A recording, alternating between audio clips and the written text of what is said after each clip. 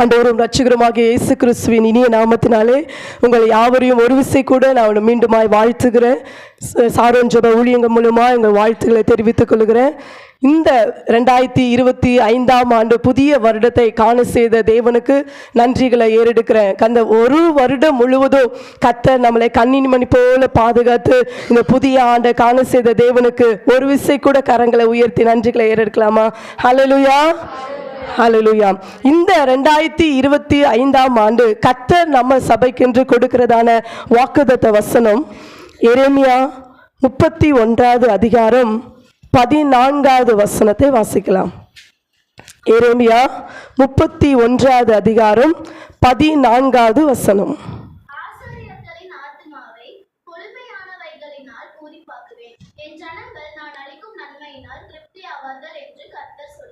இந்த வசனத்தின் மூலியமாய் கர்த்தர் நம்மளோடு பேசும்படியாய் கண்களை தாழ்த்தி நம்ம ஜெபிக்கலாம். ஆண்டவரே, இந்த 2025ஆம் ஆண்டு கர்த்தர் எங்கள் ஊருக்கு கொடுத்த இந்த வாக்குத்தத்த வசனத்தின்படி கர்த்தர் எங்களோடு கூட நீங்கள் பேசும்படியாய் எங்களை நாங்கள் தாழ்த்துக்கிறோம். எங்களை மறைத்து நீர் வெளிப்படுங்க. அப்போ எங்களுக்கு பிரயோஜனம் உள்ளதாய் மாற்றித்தாங்க. ஆசீர்வதிங்க இயேசுவின் நாமத்தில் பிதாவே, ஆமென். ஹல்லேலூயா. திரும்பி ஒரு விஷயம் கூட வாசிக்கலாமா?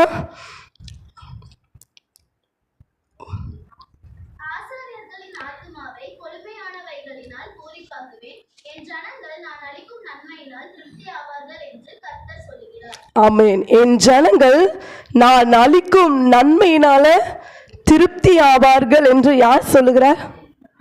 கர்த்தர் சொல்லுகிறார். இதுதான் இந்த வருஷத்தின் வாக்குத்தத்த வசனம்.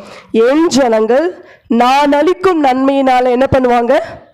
திருப்தி ஆவார்கள் என்று கர்த்தர் சொல்லுகிறார் அப்படின்னு சொல்லுகிறார். அப்போ யாருக்கு ஆண்டவர் சொல்றாருன்னா என் ஜனங்கள் அப்படின்னு சொல்லி அங்க சொல்றார். அப்போ என் ஜனங்கள் அப்படின்னு சொல்லி யாரை சொல்றாருன்னா இயேசுவின் இரத்தத்தால யாரெல்லாம் கழுவப்பட்டிருக்காங்களோ, யாரெல்லாம் அவரை ஏற்றுக்கொண்டிருக்காங்களோ அவர்களை தான் ஆண்டவர் இங்க என்ன சொல்றாருன்னா என்னுடைய பிள்ளைகள், என்னுடைய ஜனங்கள்னு சொல்றாரு. நான் உங்கள் தேவனாய் இருப்பேன், நீங்கள் என் ஜனங்களா இருப்பீர்கள் என்று சொல்லி ஆண்டவர் நமக்கு வாக்குத்தத்தம் கொடுத்திருக்கிறார். ஆகவே தான் இங்க சொல்லுகிறார் என் ஜனங்கள் நாளிக்கும் நன்மையினால திருப்தி ஆவார்கள் என்று கர்த்தர் சொல்லுகிறார் என்று சொல்லி சொல்லுகிறார். அப்ப சங்கீதம் 34:10 நம்ம வாசிக்கிறோம், கர்த்தரை தேடுகளுக்கு ஒரு நாள் என்ன பண்ணல குறைவில்லை அப்படின்னு சொல்லி நம்ம வேத வசனங்களை நம்ம வாசிக்கிறோம். அப்போ ஆண்டவர் தம்முடைய பிள்ளைகளாகிய ஜனங்களுக்கு எப்படி ஆண்டவர் அவருடைய நன்மையினால திருப்தி ஆக்கினார், எப்படியெல்லாம் ஆண்டவர் ஜனங்களை திருப்தி ஆக்கி நடத்தினார் அப்படின்னு சொல்லி நம்ம இந்த நாளில் நம்ம பார்க்க போகிறோம். பழைய ஏற்பாட்டு காலத்தில் ஆண்டவர் ஜனங்களை எவ்விதமாய் திருப்திப்படுத்தினார் என்பதை நம்ம வாசித்து நம்ம தியானிக்க போகிறோம். யாத்திராகமம் எழுதின புஸ்தகம் 16வது அதிகாரம் 8வது வசனத்தை வாசிக்கலாம். யாத்திராகமம் 16வது அதிகாரம் 8வது வசனம்.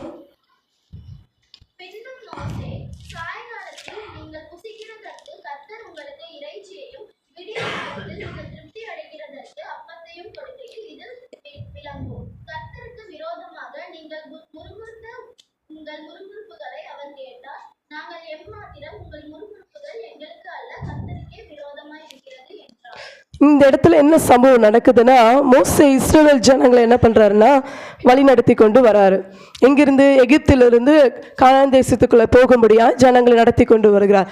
அப்போ ஜனங்க மோசேவை பார்த்து கேட்குறாங்க, நாங்கள் எகிப்தில் திருப்தியாக என்ன பண்ணோம், சாப்பிட்டு நாங்கள் கடந்து வந்தோம், ஆனால் இங்கே நாங்கள் பட்டினியாக நாங்கள் சாகிறதுக்காக நீங்கள் என்ன பண்ணுறீங்க, நடத்தி வரீங்கன்னு சொல்லி ஜனங்களுக்குள்ளே என்ன பண்ணுறதான ஒரு முறுமுறுப்பான காரியங்கள், அவங்களுக்கு ஆகாரம் கிடைக்கவில்லை என்று சொல்லி என்ன பண்ணுறாங்க ஜனங்கள் தங்களுக்குள்ளே என்ன பண்ணுறாங்கன்னா முறுமுறுக்க ஆரம்பிக்கிறாங்க. அந்த காரியத்தை தான் மோசே இங்கே சொல்கிறாரு. நீங்கள் முறுமுறுக்கிறத என்ன பண்ணுறாரு கர்த்தர், முறுமுறுக்கிறதையும் ஆண்டவர் என்ன பண்ணியிருக்கார் கேட்டிருக்கிறேன் அப்படின்னு சொல்லி இங்க சொல்றாரு. அதுக்குரிய பதில் 12வது வசனத்தை வாசிக்கலாமா?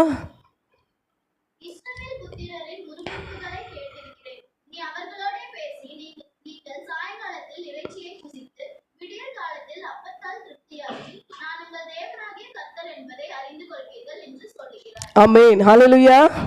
இங்க சொல்றாரு நீங்க முறுமுறுச்சிங்க, அதெல்லாம் நான் கேட்டேன், அதனால சொல்றாரு நீங்க சாயங்காலத்துல என்ன பண்ணுவீங்க, இறைச்சியை புசித்து விடியற் காலத்தில் அப்பத்தால் திருப்தியாகி இது நிமித்தம் நானே உங்கள் தேவனாகிய கர்த்தர் என்பதை என்ன பண்ணுவீங்க, அறிந்து கொள்வீர்கள் என்று சொல்லுகிறார். ஆமென், ஹல்லேலூயா. ஆண்டவர் என்ன பண்ணுறாரு, இறைச்சியும் மட்டும் இல்லை அப்பத்தையும் கொடுக்குறாரு. சாயங்காலத்தில் இறைச்சியும் விடிய காலத்தில் அப்பத்தையும் கொடுத்து இஸ்ரவேல் ஜனங்களை என்ன பண்ணாருன்னா திருப்தியாக ஆண்டவர் என்ன பண்ணார், போஷிச்சார். இன்னைக்கு நம்முடைய வாஞ்சைகள் என்ன பண்ணுறோம், நிறைய காரியங்கள் இப்படியெல்லாம் இருக்கு ஆண்டவர், இதை எனக்கு செஞ்சிங்கன்னா நல்லா இருக்கும்னு சொல்லி என்ன பண்ணுறோம், நிறைய நேரங்கள் நம்ம யோசிக்கிறது உண்டு. அதையும் ஆண்டவர் என்ன பண்ணுறாரு, அதையும் பார்த்து நம்முடைய வாஞ்சைகளை ஆண்டவர் என்ன பண்ணுறாரு, திருப்தி செய்கிற தேவனாக இருக்கு. அன்னைக்கு இஸ்ரவேல் ஜனங்களுடைய வாழ்க்கையில் அவருடைய வாஞ்சைகளை நிறைவேற்றின தேவன் மட்டும் அல்ல, இன்றைக்கு நம்முடைய வாஞ்சைகளையும் நிறைவேற்ற வல்லவராய் அவர் இருக்கிறார். ஆமென், ஹல்லேலூயா. ஆண்டவர் எப்படிப்பட்ட திருப்தியான காரியங்களை செய்கிறார், 2 விதமான காரியங்களை சொல்ல. ஒன்று, உலக பிரகாரமாகவும் ஆண்டவர் ஆகாரத்தினால திருப்தியாக்குவார். ஆவிக்குரிய வாழ்க்கைக்குரிய ஆசீர்வாதங்களாலும் ஆண்டவர் என்ன பண்ணுவார், நம்மளை திருப்தியாக. 2 விதமாகவும் இந்த காரியங்களை ஆசீர்வாதங்களை நம்ம என்ன பண்ணலாம், எடுத்துக்கொள்ளலாம். ஆனால் இங்கே சொல்லப்பட்டதான ஆசீர்வாதம் பூமிக்குரியதான ஆகாரத்தினால. அவங்க அதை தான் கேட்டாங்க. அந்த ஆகாரத்துக்காக ஆண்டவர் அவங்க கிட்ட கேட்கும் போது அந்த ஆகாரத்தினால ஆண்டவர் என்ன பண்ணார், அவங்கள திருப்தியாக என்ன பண்ணார், போஷிச்சார். ஒரு குறைவு கூட என்ன பண்ணல, வைக்கவே இல்லை ஆண்டவர். இன்னைக்கு நம்மளையும் அப்படிதான் ஆண்டவர் வழி நடத்தி கொண்டு வந்திருக்கிறார். 2024 ஆண்டு யாருக்காச்சும் ஆண்டவர் நம்ம குறை வச்சிருக்காரா? குறைவே வைக்கல. ஆண்டவர் திருப்தியாய் நடத்தினா. 2025 ஆண்டுல கூட நம்மளை என்ன பண்ண போறாரு, திருப்தியாய் நடத்த போறார். அடுத்தது லேவியராகமம் 26வது அதிகாரம் 3வது 4வது வசனத்தை வாசிக்கலாம். 26வது அதிகாரம் 3வது 4வது வசனம்.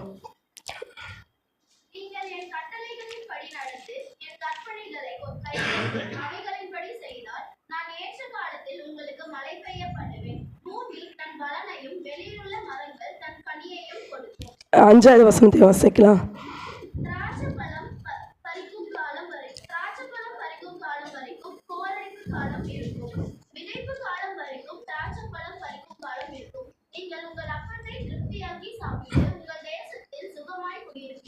ஆமென், ஹல்லேலூயா.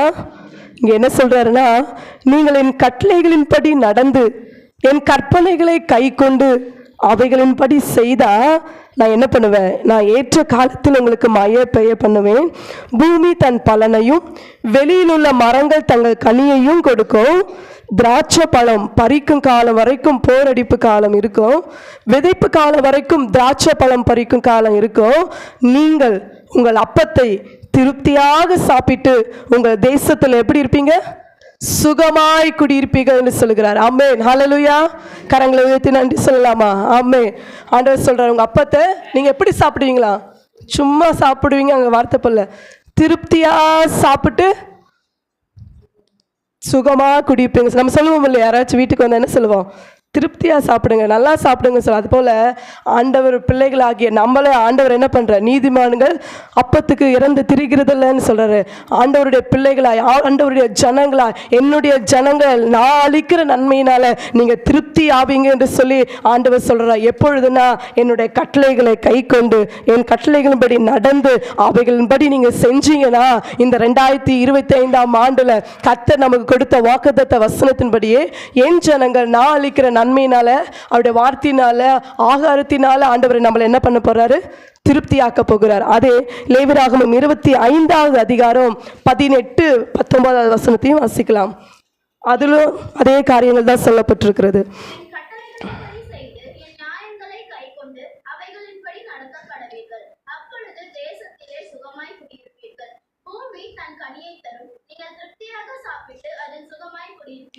ஆமென், அல்லேலூயா. இங்கே அதே தான் ஆண்டவர் சொல்றாரு, என் கட்டளையின்படி செய்து என் நியாயங்களெல்லாம் கை கொண்டு நீங்கள் அவைகளின்படி நடந்தீங்கன்னா அப்பொழுது என்ன பண்ணுவீங்க, தேசத்தில் சுகமாய் குடியிருப்பீங்க. பூமி பலனை கொடுக்கும். நீங்கள் திருப்தியாய் சாப்பிட்டு அதில் சுகமாக என்ன பண்ணுவீங்க, குடிப்பு. வெறும் சாப்பிட்டு திருப்தியாக இருக்கிறது மட்டும் அதோட ஆண்டவர் நிறுத்திடல. எப்படி சுகமாக என்ன பண்ணுவீங்க, குடியிருப்பீங்க. நீங்கள் அநேக பேர் குடியிருக்காங்க, அநேக பேர் வாழ்ந்து கொண்டிருக்காங்க, ஆனால் சுகம் இல்லாமல் இருக்காங்க, ஆரோக்கியம் இல்லாமல் இருக்காங்க. ஆனால் ஆண்டவர் நம்மளை, ஆண்டவருடைய பிள்ளைகளாகிய நம்முடைய தேவனுடைய ஜனங்களை ஆண்டவர் என்ன பண்ணுறாரு, வெறும் திருப்தி ஆகிறது மட்டும் அல்ல, அவங்கள சுகமாக தேசத்தில் என்ன பண்ணுறாருன்னா குடியிருக்க செய்கிறார். ஆமென், ஹல்லேலூயா, ஹல்லேலூயா. இது வந்து பழைய ஏற்பாட்டு காலத்தில் இஸ்ரவேல் ஜனங்களை ஆண்டவர் திருப்தி ஆக்கின காரியம். இதே புதிய ஏற்பாட்டு காலத்தில் ஆண்டவர் எவ்விதமாய் ஜனங்களை திருப்தி ஆக்கினார் அப்படின்னு சொல்லி 2 உதாரணங்களை நம்ம பார்க்க போகிறோம். புதிய ஏற்பாட்டில் ஆண்டவர் எவ்விதமாய் ஜனங்களை திருப்தி ஆக்கினார் சொல்லி மத்தேயு 14வது அதிகாரம், மத்தேயு 14வது அதிகாரம் 14ஆம் வசனத்திலிருந்து 21ஆம் வசனத்து வரைக்கும் வாசிக்கலாமா?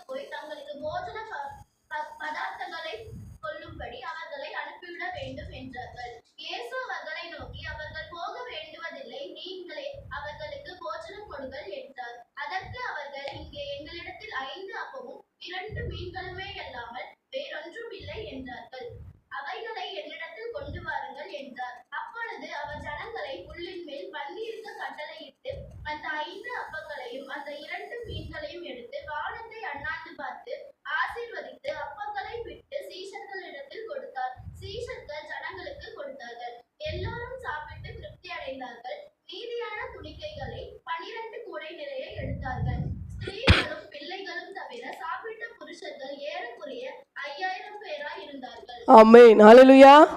இங்கே ஒரு சம்பவத்தை நம்ம வாசிக்க கேட்டோம். ஏசு என்ன பண்ணுறாரு? கிராமத்துக்குள்ளே போகிறாரு, திரளான ஜனங்களை பார்த்து அவங்களை சுகமாக்குறாரு. அதெல்லாம் செஞ்சு முடிச்சுட்டு சாயங்காலம் ஆயிடுச்சு.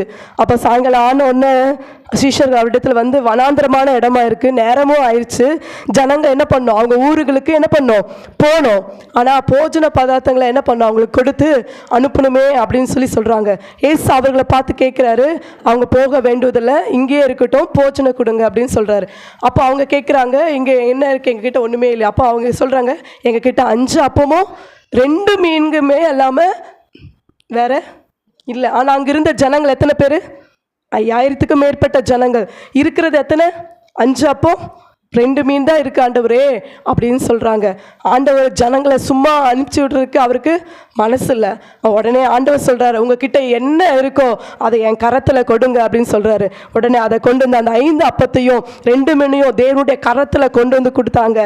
அவர் வானத்தை அண்ணாந்து பார்த்து ஆசீர்வதித்து அப்பங்களை பிட்டு சீஷர்களிடத்து கொடுத்தார். சீஷர்கள் ஜனங்களுக்கு கொடுத்தார்கள். எல்லாரும் சாப்பிட்டு திருப்தி அடைந்தார்கள். மீதியான துணிக்கைகளை 12 கூட நிறைய எடுத்தார்கள். ஆமென், ஹல்லேலூயா, ஹல்லேலூயா. இன்னைக்கு நம்முடைய வாழ்க்கையில் அது கொஞ்சமோ நிறையவோ நம்ம கிட்ட என்ன இருக்கோ அதை அப்படியே தேவன் கிட்ட வைத்து, ஆண்டவரே இவ்வளோதான் ஆண்டவர் எங்கள் கிட்ட இருக்குது, காசானாலும் சரி பணமானாலும் சரி. நம்ம வேதத்தில் வாசிக்கிறோம், சாரிபாத் விதவை எங்ககிட்ட ஒரு கைப்பிடி மாவு தான் இருக்குது, கொஞ்சம் எண்ணெய் தான் இருக்குது, நாங்கள் சாப்பிட்டு சாக போகிறோம். அந்த நேரம் பார்த்து ஆண்டவர் எலியா தீர்க்கதரிசி அனுப்புகிறாரு, அற்புதத்தை செய்கிறாரு. அந்த பஞ்சகாலம் முடிகிற வரைக்கும் என்ன பண்ணல? மா குறைஞ்சு போல, எண்ணெய் குறையில. அந்த அளவுக்கு ஆசீர்வாதத்தை அன்னைக்கு கொடுத்த ஆண்டவர் இன்றைக்கும் அன்னைக்கு ஜனங்களை கத்தர் போஷித்து திருப்தியாக்கி ஜனங்களை அனுப்பிச்ச கத்தர் இன்றைக்கு உங்களுடைய வாழ்க்கையை உங்களையும் உலக பிரகாரமாக ஆண்டவர் திருப்தியாக்கி ஆண்டவர் ஆசீர்வதிக்க வல்லவர். எத்தனை பேர் நம்புறீங்க?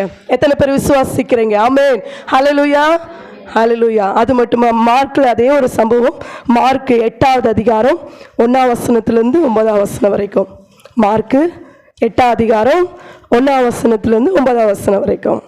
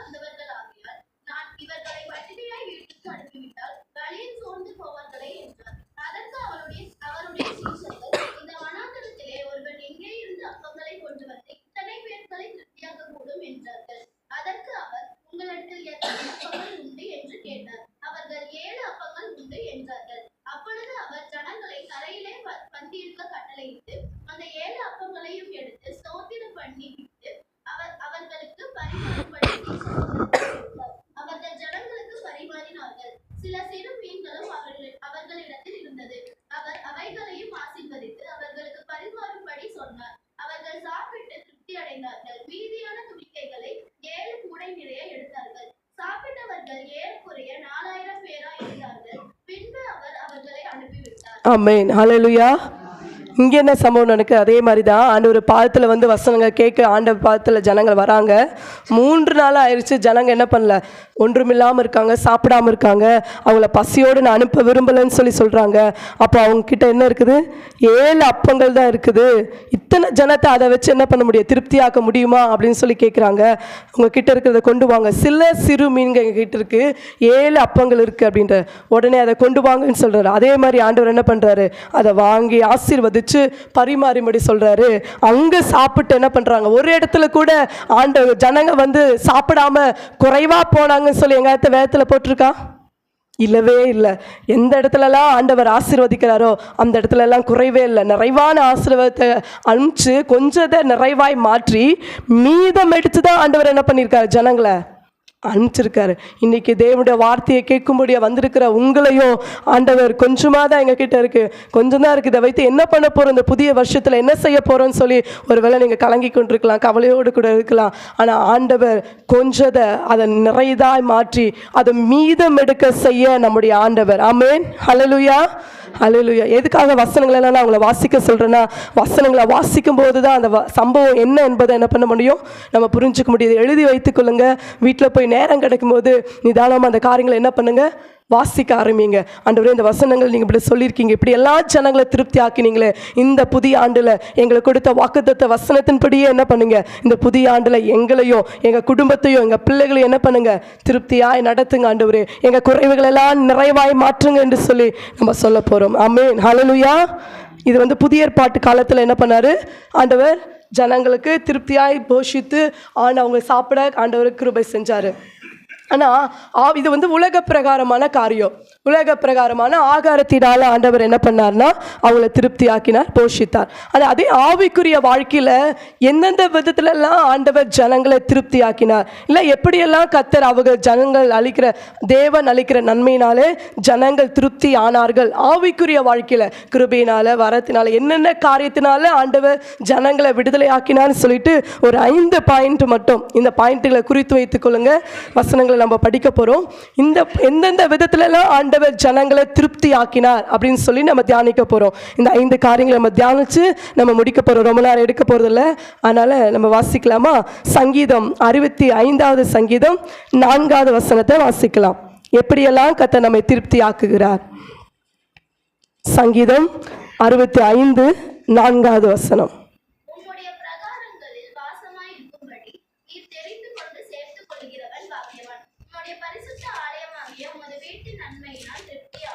ஆமென். ஹல்லேலூயா. முதலாவது காரியம் ஆண்டவர் சொல்றாரு, உம்முடைய பிரகாரங்களில் வாசமாய் இருக்கும்படி நீ தெரிந்து கொண்டு சேர்த்து கொள்ளுகிறவன் பாக்கியவான். உம்முடைய பரிசுத்த ஆலயமாகிய உமது வீட்டின் நன்மையால் என்ன பண்ணுவோம்? திருப்தி ஆவோம். ஆமென். ஹல்லேலூயா. இங்க சொல்றாரு முதலாவது காரியம், உமது வீட்டின் நன்மையினால, பரிசுத்த ஆலயமாகிய உமது வீட்டின் நன்மையினால என்ன பண்ணுவோம்? திருப்தி ஆவோம்னு சொல்றாரு. முதலாவது ஆண்டவர் திருப்தி ஆக்குகிற காரியம், நம்ம ஆலயத்தை நோக்கி வந்திருக்கிறோம், தேவ சமூகத்தில் கடந்து வந்திருக்கிறோம். அந்த வீட்டின் பரிசுத்த ஆலயமாகிய வீட்டின் நன்மையினால, வீடுனா தேவனுடைய ஆலயம், அந்த வீட்டின் நன்மையினால நம்ம ஒவ்வொருவரும் என்ன பண்ண போறாரு? இந்த புதிய ஆண்டுல திருப்தி ஆக்க போறார். ஆமென். ஹல்லேலூயா. 2வது காரியம் சங்கீதம் 81 16வது வசனம். சங்கீதம் 81 16வது வசனம்.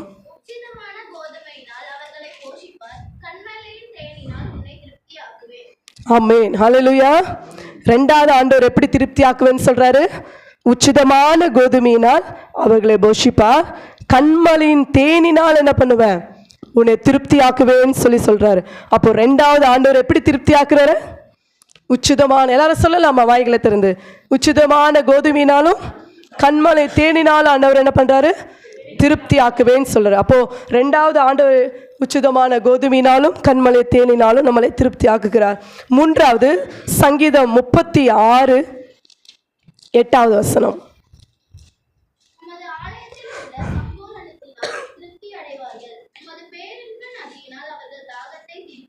ஆமென். ஹல்லேலூயா. 3வது காரியம், உமது ஆலயத்தில் உள்ள சம்பூர்ணத்தினால் என்ன பண்ணுவாங்க? திருப்தி அடைவார்கள். அப்போ நம்ம தேவனை தேடி வரோம், தேவ சமூகத்தில் வரோம், தேவனுடைய ஆலயத்துக்குள்ளாக கடந்து வரோம். ஆலயத்தில் என்னென்ன ஆசீர்வாதங்களை கர்த்தர் வச்சிருக்கிறாரோ, ஆலயத்தில் உள்ள சம்பூர்ணத்தினால, 1 2 மட்டும் இல்லை, சகல காரியத்தினால சம்பூர்ணத்தினால நான் என்ன பண்ணுவேன், நீங்கள் திருப்தி அடைவீர்கள், திருப்தி ஆக்குவேன்னு சொல்லி ஆண்டவர் என்ன பண்ணுறாரு, இந்த புதிய ஆண்டில் உங்களை பார்த்து சொல்கிறார். ஆலயத்தில் உள்ள சகல காரியத்தினாலும் சம்பூர்ணத்தினாலும் நான் என்ன பண்ணுவேன், உங்களை நான் திருப்தி ஆக்குவேன்னு சொல்லி ஆண்டவர் சொல்லுகிறார். அடுத்ததாக சங்கீதம் 90:14 வசனத்தை வாசிக்கலாம்.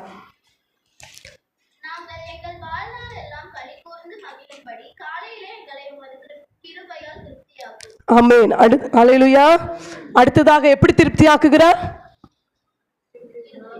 நாங்கள் எங்கள் வாழ்நாளெல்லாம் களி கூர்ந்து மகிழும்படி காலையிலே எங்களை உமது கிருபையால் என்ன பண்ணுங்க, திருப்தி ஆக்கும், திருப்தி ஆக்கும் அப்படின்னு சொல்லி. அப்போ இந்த 2025 வருஷத்துல நம்ம கேட்கணும், ஆண்டவரே ஒவ்வொரு நாள் நம்ம எழுந்திருக்கும் போது அதிகாலையில் ஆண்டவரை பார்த்து கேட்கணும், ஆண்டவரே நாங்கள் எங்கள் வாழ்நாள் எல்லாம், இந்த வருஷம் மட்டும் இல்லை ஒவ்வொரு நாளும் எங்கள் வாழ்நாள் எல்லாம் நாங்கள் களி கூர்ந்து மகிழும்படி காலையிலே உங்கள் கிருபையினால் என்ன பண்ணுங்க, என்னை திருப்தியாக்குங்க ஆண்டவரே என்று சொல்லி என்ன பண்ணணும், நம்ம கேட்கணும். அதுதான் ஆண்டவர் சொல்றாரு, நான் என்னோட கிருபையினால என்ன பண்ணுவேன், ஒவ்வொரு நாளும் நான் உங்களை திருப்தி ஆக்குவேன்னு சொல்லி ஆண்டவர் இங்கு நமக்கு வாக்குத்தத்தம் கொடுக்கிறார். அடுத்தது சங்கீதம் 103:5 வசனத்தை வாசிக்கலாம். சங்கீதம் 103:5 வசனம்.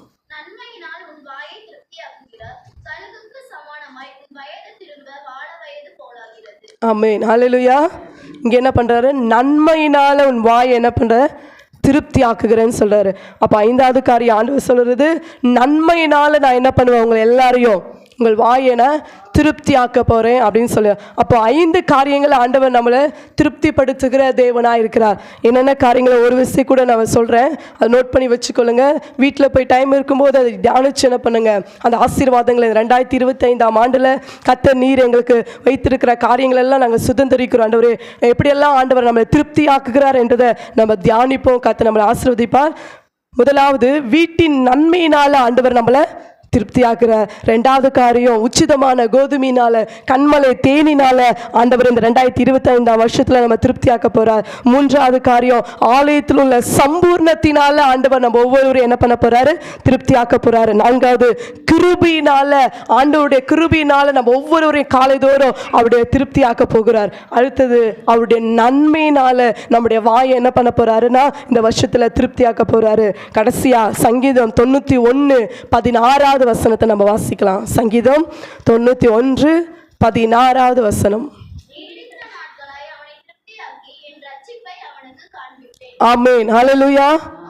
எத்தனை பேர் சந்தோஷமா இருக்கீங்க?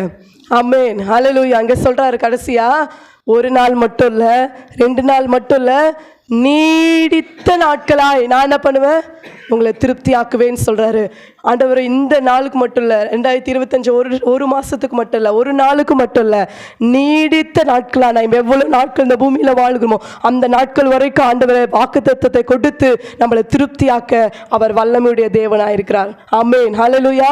எத்தனை பேர் சந்தோஷமா இருக்கீங்க?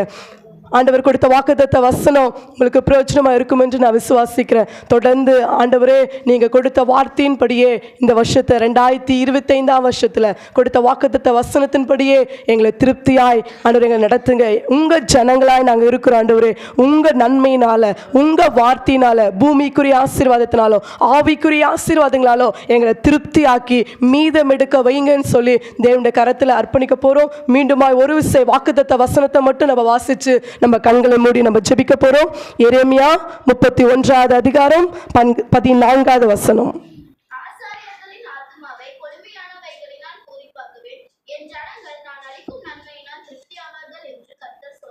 ஆமென். ஹல்லேலூயா. இந்த வார்த்தையின்படியாகவே கர்த்தர் நம்மை ஆசீர்வதிக்கும்படியாய் ஆண்டவரே உங்கள் ஜனங்களாக நாங்கள் இருக்கிறோம் ஆண்டவரே. இந்த புதிய ஆண்டில், இந்த 2025 ஆண்டில் உங்கள் வசனத்தின்படி நாங்கள் நடக்கிறோம். உங்கள் கட்டளைகளுக்கு நாங்கள் கீழ்ப்படுகிறோம் ஆண்டவரே. நீங்கள் கொடுத்த வார்த்தையின்படியே, வாக்குத்தத்த வசனத்தின்படியே எங்கள் வாழ்க்கையை திருப்தியாக்கி நடத்துங்க.